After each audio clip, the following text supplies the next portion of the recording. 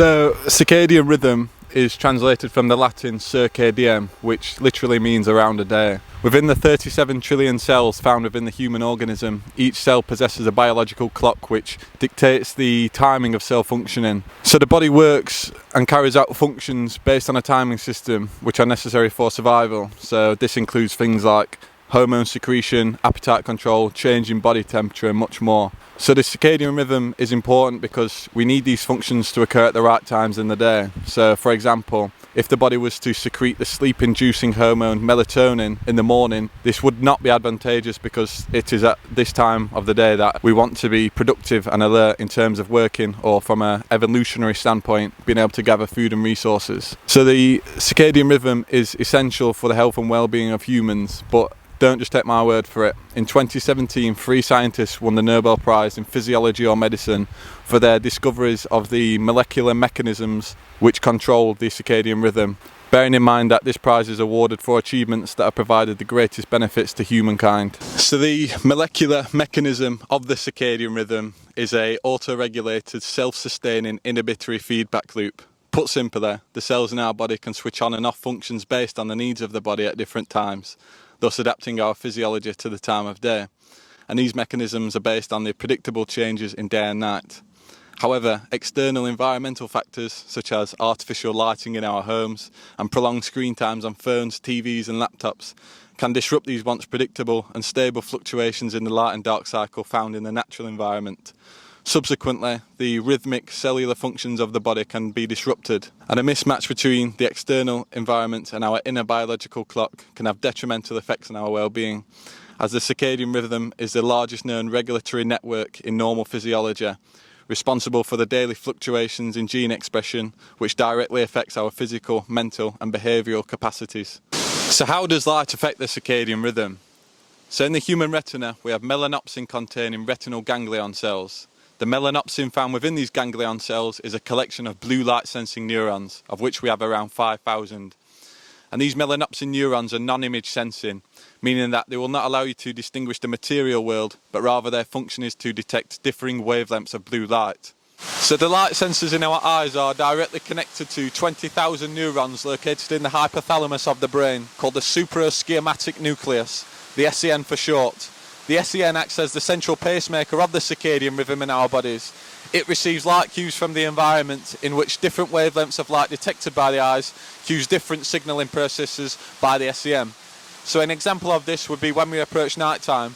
There is little to no blue light wavelengths detected by the eyes. This signals to the SCN that it's night time. From this environmental cue, the SCN coordinates the necessary functions to induce sleep, in which the pineal gland is communicated with by the SCN to secrete the sleep-inducing hormone melatonin.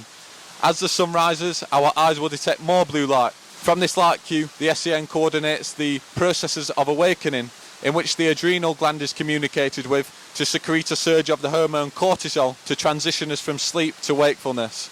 So as Dr. Sachin Panda puts it, the light sensors in our eyes connect the SCN to the outside world, from which functions of the body can be matched to the environment. So the SCN regulates the timing and subsequent functioning of organs and cells in our bodies, each of which has optimum times to function and rest. If we can get these physiological processes in sync with our environment, we can experience vitality in terms of health, because as previously mentioned, the rhythm of bodily functions directly affects our physical, mental and behavioural functioning, and as such our direct experience of reality.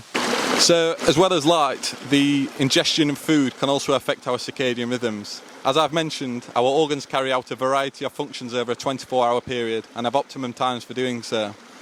The liver is a good example of this. At night time, from around 11 till 3 a.m, the body prioritises the processes of detoxification by the liver, which is essential for the removal of accumulated toxins from food and the polluted atmosphere.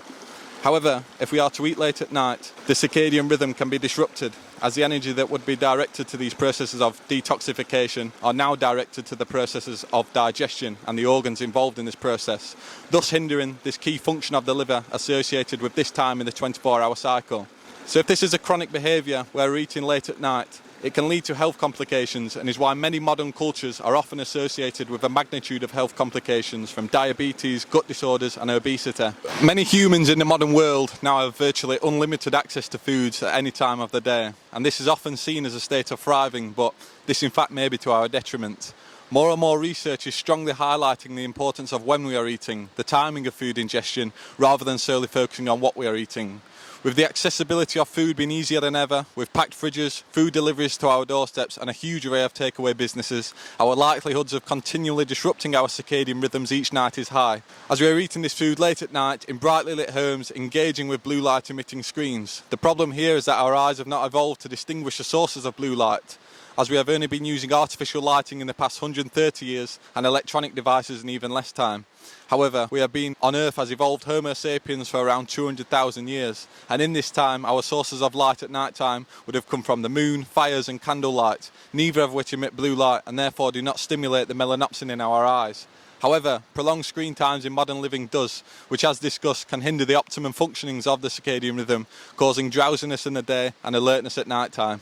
So the interaction between light and our physiology may also present deeper philosophical questions to consider here, one of which being is artificial lighting ethical? As I've discussed, our exposure to blue light can directly affect our physiological functions such as thermoregulation, melatonin suppression, heart rate and much more.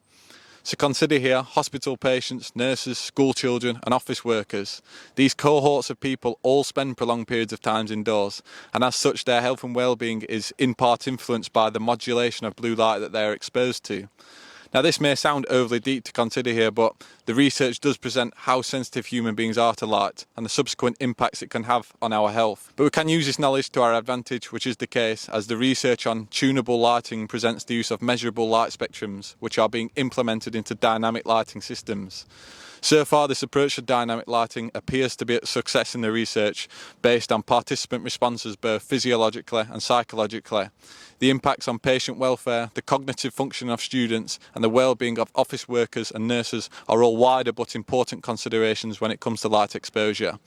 But I'd like you to take a moment here to consider your own light exposure. Where is it predominantly coming from? Is it artificial lighting indoors? And how long are you spending in true darkness? So finally, based on the information that I have presented and the recommendations by Dr. Sachin Panda, I would like to offer you some practical recommendations to enhance the functioning of the circadian rhythm. So firstly, getting outside in the morning and making it a habit to expose yourself to the natural morning light. Even on cloudy days in England, you will be exposed to measurements of light ranging from 5,000 to 10,000 lux. Bearing in mind that we only need 1,000 lux to activate the melanopsin in the eyes, which signals to the SEN that it is morning time and regulates the circadian rhythm accordingly. In addition to this, we want to accumulate 60 minutes of exposure to natural light throughout the day. Now this may sound a lot if you have a busy schedule, but we can break this down into manageable parts. So you may do 10 minutes in the morning, 15 on a break, 25 at lunch and 10 minutes in an afternoon or after work. Doing this throughout the day provides the necessary light cues for the SEN to maintain synchronicity between the time of day and our circadian rhythms. So next are the recommendations to prevent the disruption of the circadian rhythm. We should reduce light to less than 20 lux at least 1 hour before sleeping. So to do this, not using electronic screens at night. I have personally set a rule of no screens after 9 PM, but you may set your own time here, something that you will stick to, maybe when the sun sets. I have found that in this time period after 9 PM, where I would have previously been distracted, I am now becoming better attuned with my own mind, as I am not constantly distracted or stimulated by screen time, but I digress. So as well as reducing screen time, we want to do the same with artificial lighting in your home. Consider using dim lighting in the evening or candles, or even better, turning everything off. And the final recommendation is to eat in a time restricted manner. A good example being an eating window of 8 hours, so from 10 AM till 6 PM, followed by a fasting window of 16 hours, so from 6 PM till 10 AM, in which no food is ingested. As I've discussed in this video, our metabolism is closely intertwined with the day and night cycle. During daylight, our body's gut microbiome, hormone secretion, and many other metabolic functions are heightened, which most efficiently process the foods we eat. Conversely, at night time, different physiological processes are heightened and prioritised by the body. So I discussed the liver's heightened time of detoxification, but this is just one of many processes. Others, such as muscular, cellular and neurological repair and regeneration, take place. Signalling pathways such as cell death to remove infected and damaged cells from the body, as well as many other critical processes at night for the body to maintain a healthy state. However, if we are eating late at night, being in a state of feeding throughout a higher proportion of the 24-hour cycle, it can disrupt this long list of critical functions at night by the body, subsequently leading to many of the common health issues, i.e. gut disorders, obesity, diabetes, hypertension and much more. By eating in a time-restricted manner, which is in sync with the day and night cycle, we optimise our body's physiological functioning in terms of metabolism and recovery. I find that an 8-hour eating window works well for me, followed by 16 hours fasting, but eating windows up to 10 hours have been shown in the current research to reduce the risks of numerous chronic diseases. 10 hours should be realistic for most people. Set a defined time here and reap the rewards. Additional benefits will be found regarding your relationship with food, discipline and financial savings. So that's it for this video. I'd like to thank you for listening. I don't want to come across as someone who is preaching or telling you what to do. Rather, I'm just sharing this information as the practices have brought a lot into my own life and I truly feel that it can serve others. The key take-homes are that we are truly intertwined with our environments. We are nature. We can often see ourselves as separate from our environments in our modern lives, which can isolate us from the elements. But as discussed, the very physiological functioning of our bodies is interlaced with the rotation of the planet, the cycles of day and night, heat and cold. And as such, failure to attune to these natural cycles can hinder our optimal functioning as human beings and lead to health complications. So expose yourself to light during the daytime and minimise your exposure to light at night time. Eat during daylight and don't eat at night time. Simple foundational principles to stick to. Thank you.